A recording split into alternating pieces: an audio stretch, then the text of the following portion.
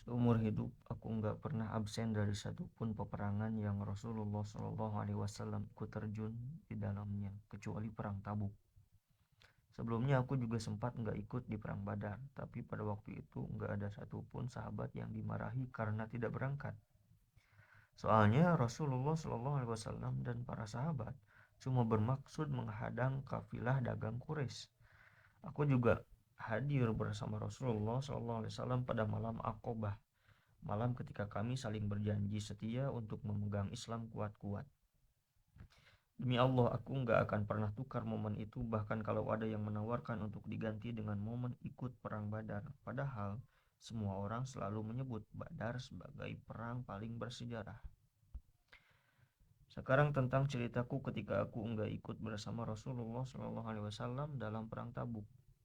Saat itu, jujur saja, aku lagi di puncak kondisi terbaikku. Belum pernah seumur hidup aku merasa sekuat dan sesiap itu. Justru di saat aku malah tertinggal dari Nabi. Demi Allah, sebelumnya aku enggak pernah punya dua tunggangan sekaligus. Satu pun susah. Tapi untuk perang yang satu itu, Tabuk, aku baru pertama kalinya berhasil kumpulin dua kendaraan. Biasanya kalau Rasulullah Shallallahu Alaihi Wasallam mau pergi perang, beliau selalu menyamarkan tujuan, kasih kode, kasih kode lain biar musuh nggak tahu. Tapi untuk perang Tabuk beda. Rasulullah SAW berangkat dalam panas yang benar-benar menyengat. Setiap perjalanan panjang melintasi menuju perjalanan panjang melintasi daerah tandus yang berat dan menghadapi musuh dalam jumlah besar. Kali itu beliau terang-terangan buka semua rencana ke para sahabat. Beliau kasih tahu mereka tujuannya biar semua orang benar-benar siap. Biar gak ada yang meremehkan perjalanan ini.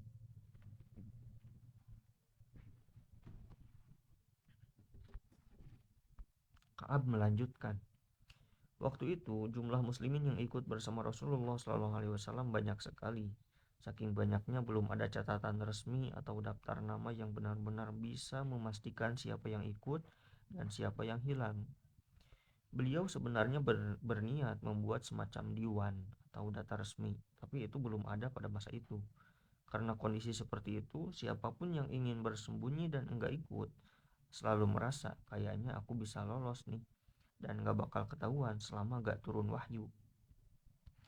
Rasulullah SAW berangkat menuju Tabuk pada saat yang jujur saja musim paling menggoda.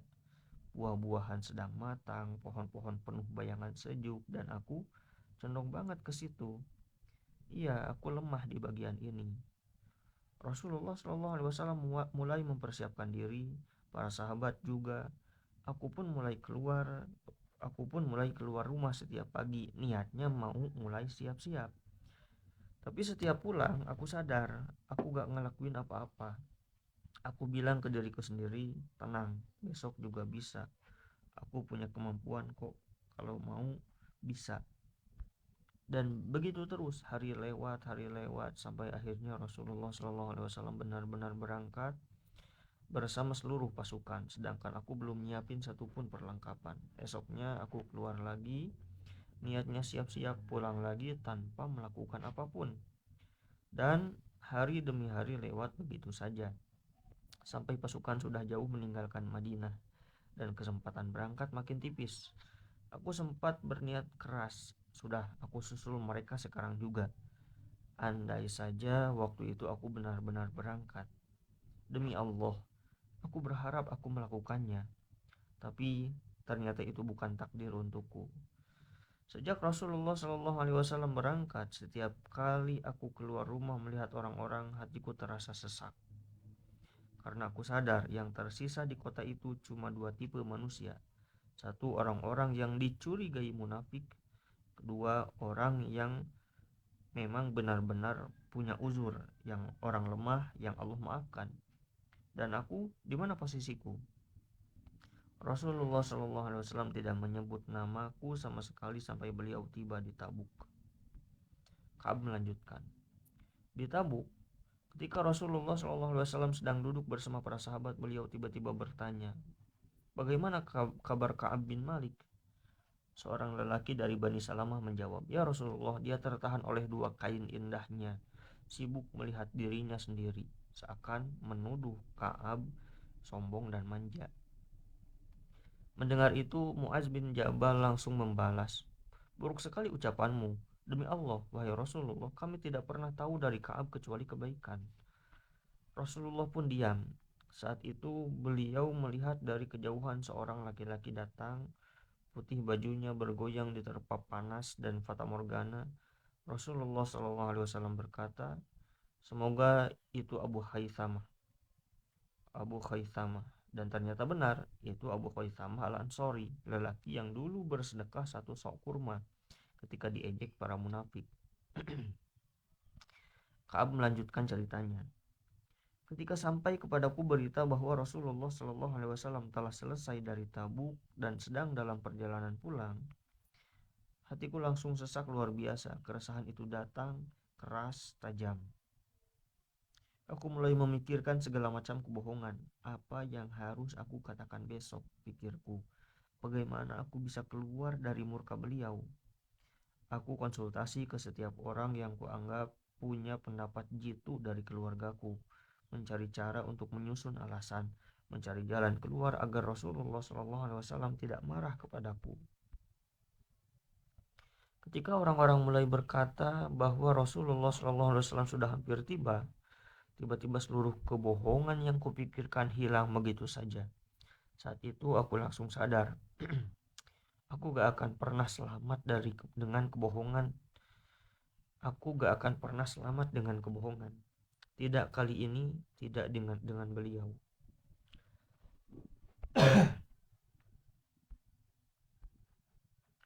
Maka aku pun memantapkan diri, aku akan berkata jujur apapun risikonya. Keesokan paginya Rasulullah benar-benar kembali dari perjalanan. Dan seperti biasanya setiap pulang dari safar perjalanan, beliau langsung menuju masjid, sholat 2 rakaat, lalu duduk bersama orang-orang. Saat beliau duduk, mulailah datang para lelaki yang gak ikut tabuk. Mereka datang satu persatu, mengajukan alasan, mengangkat tangan, bersumpah, mencoba meyakinkan.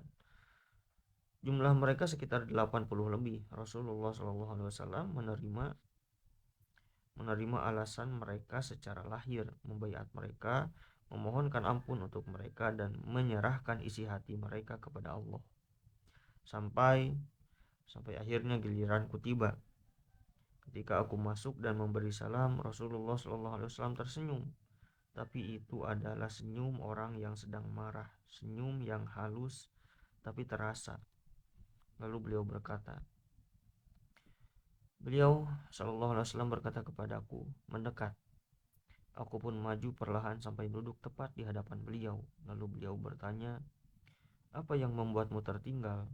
Bukankah kamu sudah punya kendaraan?" Aku menjawab, "Wahai Rasulullah, demi Allah aku sudah bicara dengan orang lain, siapapun dari manusia. Aku yakin aku bisa lolos dengan alasan yang membuat dia puas. Karena aku ini jujur saja, Allah memberiku kemampuan berbicara. Tapi demi Allah, aku tahu kalau hari ini aku memilih berbohong kepadamu dan engkau menerimanya, maka suatu hari Allah pasti akan membuatmu murka kepadaku. Dan kalau aku bicara jujur, meskipun itu bikin engkau kecewa sama aku sekarang, aku berharap itu membawa akhir yang baik dari Allah. Demi Allah, aku tidak punya alasan. Demi Allah, aku tidak pernah sekuat ini, tidak pernah selonggar ini.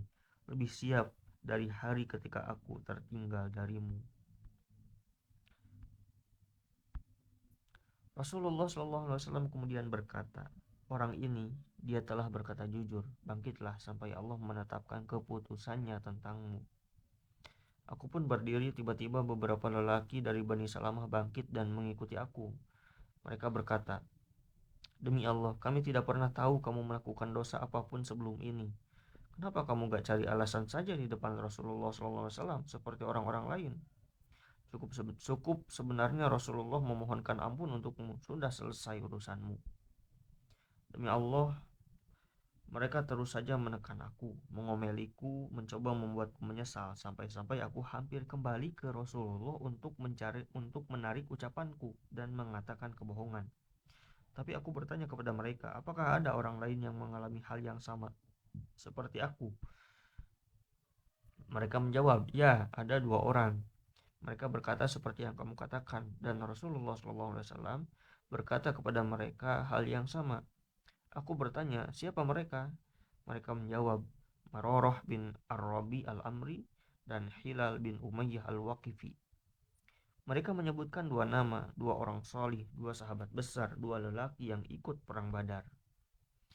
Jadi setelah mereka menyebutkan 2 sahabatku itu, aku langsung pergi. Saat itu Rasulullah sudah mengumumkan larangan kepada semua orang tidak boleh ada yang ngobrol sama kami bertiga dari semua orang yang gak ikut berangkat. Sejak saat itu semua orang ngejauh, atau tepatnya sikap mereka berubah total. Sampai-sampai bumi ini terasa asing buatku. Serius, rasanya bukan lagi dunia yang biasa aku kenal. Dan kondisi itu berlangsung selama 50 malam penuh. Sementara kedua sahabatku, mereka benar-benar drop. Mereka hanya diam di rumah menangis, gak kuat menghadapi semuanya. Sedangkan aku yang paling muda dan paling kuat di antara kami bertiga, jadi aku masih keluar rumah, ikut sholat bersama kaum muslimin, berjalan di pasar, namun demi Allah, tidak ada satupun yang berbicara kepadaku. Setiap selesai sholat aku mendatangi Rasulullah SAW. Aku mengucapkan salam, Assalamualaikum ya Rasulullah. Lalu aku berkata dalam hati, apakah barusan beliau membalas salamku? Apakah bibir beliau bergerak? Aku sholat di dekat beliau, kadang aku mencuri pandang. Jika aku khusyuk dalam sholat, aku mendapati beliau melihat kepadaku. Tapi ketika aku menoleh, beliau memalingkan wajahnya. Itu berlangsung lama sekali. Dan sikap dingin semua orang itu membuat dunia terasa asing bagiku. Akhirnya karena terasa sangat berat, aku pergi ke rumah Abu Qatadah, sepupuku dan orang yang paling aku cintai. Aku memanjat dinding kebunnya lalu menyapanya, Assalamualaikum. Demi Allah ia tidak menjawab. Aku berkata, wahai Abu Qatadah, aku memohon kepadamu dengan nama Allah, apakah engkau mengetahui bahwa aku mencintai Allah dan Rasulnya? Ia diam. Aku ulangi lagi, tetap diam. Aku ulangi lagi untuk ketiga kalinya, dan ia hanya berkata, Allah dan Rasulnya lebih mengetahui. Allah wa Rasuluhu a'lam.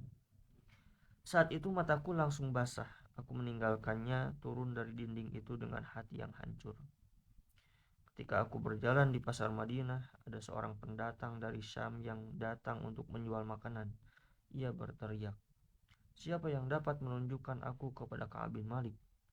Orang-orang pun menunjuk ke arahku. Lalu ia datang dan menyerahkan sepucuk surat dari Raja Ghassan. Aku dapat membaca, maka ku buka surat itu. Tertulis, kami mendapat kabar bahwa sahabatmu telah menjauhimu. Allah tidak menjadikanmu di negeri yang hina dan disia-siakan. Datanglah kepada kami, kami akan menolongmu. Setelah membacanya aku berkata, ini pun sebuah ujian. Aku menuju tungku besar dan membakarnya sampai habis. Setelah 40 hari berlalu, wahyu masih belum turun, datang utusan Rasulullah ke rumahku. Ia berkata, Rasulullah memerintahkan engkau untuk menjauhi istrimu. Aku bertanya, apakah maksudnya aku menceraikannya atau gimana? Ia berkata, tidak tahu, pokoknya ya begitu. 2 sahabatku pun mendapat perintah yang sama. Bayangkan, aku pun berkata kepada istriku, pulanglah terlebih dahulu kepada keluargamu, tinggallah bersama mereka hingga Allah memutuskan urusan ini. Kemudian istri Hilal bin Umayyah datang menemui Rasulullah SAW. Ia berkata, wahai Rasulullah, Hilal sudah tua, lemah dan tidak memiliki orang yang melayaninya Apakah engkau mengizinkan aku untuk tetap mengurusnya? Rasulullah bersabda, tidak mengapa, namun jangan sampai ia menyentuhmu. Wanita itu berkata, demi Allah, ia tidak memiliki keinginan untuk apapun. Demi Allah, sejak kejadian ini ia tidak berhenti menangis. Sebagian keluargaku berkata, mintalah izin juga kepada Rasulullah SAW untuk istrimu. Beliau telah mengizinkan istri Hilal mengurus suaminya. Aku menjawab, tidak. Aku tidak akan meminta izin dalam hal ini. Aku tidak tahu bagaimana jawaban Rasulullah nanti dan aku masih seorang lelaki yang kuat. Aku bertahan 10 hari lagi hingga genap 50 malam sejak kami dilarang diajak bicara. Pagi hari ke-50, aku sholat subuh di atas atap salah satu rumah kami. Aku duduk dalam keadaan seperti yang Allah gambarkan. Dadaku sempit, bumi yang luas terasa menghimpit. Tiba-tiba aku mendengar teriakan dari arah Bukit Sal. Wahai Ka'ab bin Malik, bergembiralah. Aku langsung sujud. Aku tahu pertolongan itu datang. Rasulullah telah mengabarkan setelah sholat subuh bahwa Allah menerima taubat kami bertiga. Para sahabat segera berlari menyampaikan kabar gembira. Ada yang berkuda menuju dua sahabatku, ada yang berlari kencang kepadaku hingga naik ke bukit. Suaranya sampai lebih cepat daripada kuda. Ketika orang itu tiba, aku membuka dua bajuku dan memberikannya sebagai hadiah atas kabar gembira itu. Demi Allah, aku tidak memiliki baju lain. Lalu aku meminjam dua baju dan berangkat menemui Rasulullah SAW. Sepanjang jalan, orang-orang datang menyampaikan ucapan selamat. Setiba di masjid, Rasulullah SAW sedang duduk bersama para sahabat. Tolhah bin Ubaidillah berdiri cepat, memegang tanganku dan memberi selamat. Demi Allah, tidak ada muhajirin lain yang berdiri menyambutku selain dia. Ka'ab berkata, aku tidak akan pernah melupakan kebaikan Tolhah itu. Ketika aku salam kepada Rasulullah SAW, beliau berkata dengan wajah yang bersinar seperti bulan purnama, bergembiralah wahai Ka'ab, ini adalah hari terbaik bagimu sejak engkau dilahirkan ibumu. Sebenarnya masih panjang dan ada hubungannya dengan ayat, tapi intinya adalah pimpinan memang begitu. Apa sih salahnya Ka'ab? Beliau juga bukan orang munafik, beliau hanya tidak ikut. Tapi ya namanya juga salah, itu pun gak tahu kenapa, maka ada konsekuensi. Malah lucu kalau ada netizen di saat itu, apa sih Nabi kok gak pemaaf, kasihan tahu, kemelut Islam. Nabi dan Ka'ab itu sama-sama orang baik, masa gini aja harus diperjelas. Andai saat itu ada netizen, Nabi memboikot sahabatnya sendiri, ini pasti tentang jatah ghanimah, hukuman Nabi tidak pantas, dia bukan Nabi sebab tidak bijaksana, Islam ishama bla bla bla gitu. Wallahu a'lam